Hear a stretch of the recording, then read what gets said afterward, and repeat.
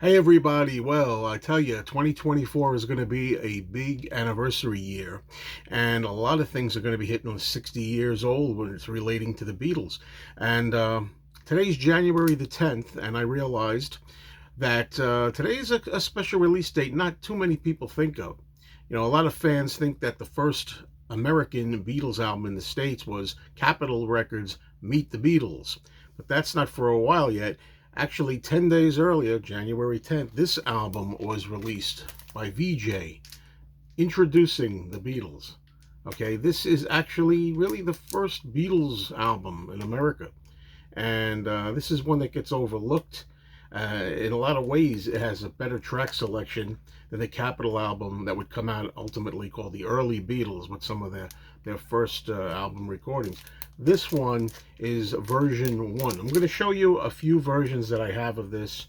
I don't have every version. Now, there are many good videos out there, and many good articles and internet shows, everything talking about all the different versions, talking about really rare versions like the back that has the add back. I don't have an add back.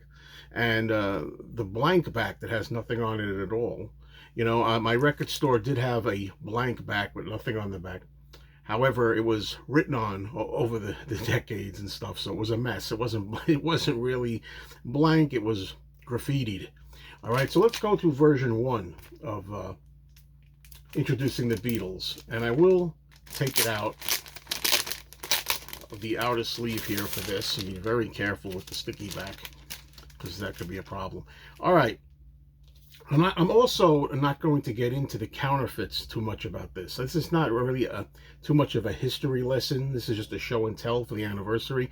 A lot of good articles out there that do a great job that I've even read. They'll tell you all the things to look for to find out whether it's original or bootleg. There are a lot of counterfeits of this album. Way too many to even go through here. I'll make this a half-hour video, otherwise I don't want to do that. But why is this version 1? Well, version 1 has, you notice Love Me Do down there on the bottom, and P.S. I Love You. That's the first version of introducing the Beatles. I'm going to get the record out of here. This is a really nice copy of introducing the Beatles. I will mention, of course, that one of the things you look for an original is that you have both the title Introducing the Beatles and the name The Beatles, the band, above the spindle hole. Anyone that has a record where it's divided, you have Introducing the Beatles, then the hole, and then the band underneath, that is not an original. So I will tell you a few things, okay? That's one of them. There are other things to look for as well. Yeah, so this is version 1 in pretty decent shape. I've always been really into, for some reason, this particular album. I don't know what it is about it. I love the history of it. I love the cover. I think that's really a cool cover. It's actually a reversed picture. The picture that was actually taken of the Beatles was flip-flopped the other way originally, and this is actually the flip-flop, yeah, so to speak. All right, this is another version. This is version 2. And what's the deal with version 2? Well, version 2 is that they switched the songs. Now you see we have Please Please Me over here added, okay? And Ask Me Why. Okay, so that's the difference in version 1 and version 2. All right, I also have a second version here. I have two versions, 2 copies is the word I'm looking for. 2 copies of version 2. That was the first one. This is the second one. These are in pretty good shape. The records are pretty damn good too. That's why I went out of my way to make sure that I got good copies. I waited for them to show up with the records and all. This one I haven't really looked that much. This has the stereophonic label. Usually that's a tip-off that it's not real, that it's a counterfeit. This one in particular. But I do have it.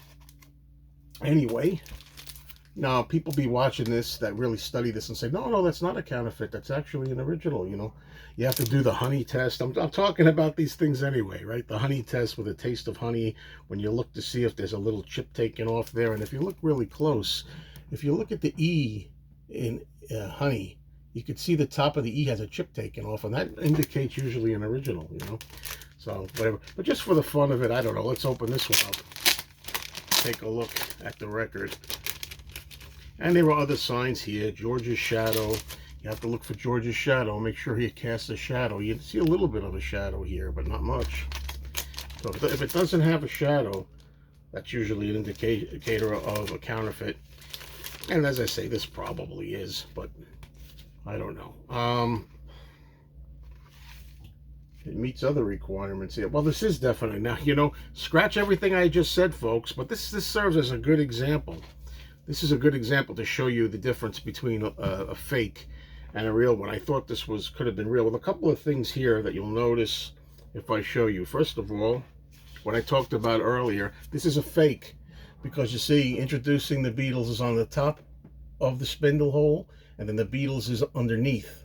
That's a clear indication of a fake. Plus, when you look at the colors, they're not very bright and sharp. They're kind of just like faded and running into each other, not very crisp. That's another indication. Another indication, hey, you know, might as well go for it, is the dead wax is huge. If you have like a huge dead wax area like that, way too much, that's also a boot. So, okay, so there's the fake one. And the last one I'm going to show you here, I bought this just for kicks. I mean, this is a complete and utter fake, no doubt about this. I mean, this is the real example of a fake. You can tell just by looking at the cover, or you should. It's really like light and fadey looking. It's faded. As you can see, there's no shadow for George at all. George does not cast a shadow on the side here at all, you know. And it says stereophonic, which usually means bootlegs, you know. I thought it was cool, though. It said Record Factory on there in the shrink, and I realized, of course, it's not. From when I bought it, I realized it was not a real one. But I figured, what the hell? Let's just have it in the collection as an example. And this one, you can also see there were different versions of the label. You know, that's what's fascinating. Look it up. Look up all the different articles on this. You'll see what I mean. There's so many facets to this, which is interesting. This is a black label, and some of the black labels are legitimate. You know, you don't need the color rainbow around it. But this one, again, you'll notice on this particular black one, it's, again, you have introducing the Beatles on the top, the spindle hole, and then the Beatles underneath. That's wrong. All right. Although in this one, you don't have a giant dead wax, you see. So there's a lot of things to look for. A lot of things. This one you would think, oh, the dead wax is not very wide, so this got to be original. Nope, you got to know everything to look for. Anyway, I just thought I would have fun with this. Thank you all for checking this out. I will talk about Meet the Beatles when that anniversary comes up shortly. This is a big year, as I say, for the Fab Four. All right, everybody. Thanks for watching.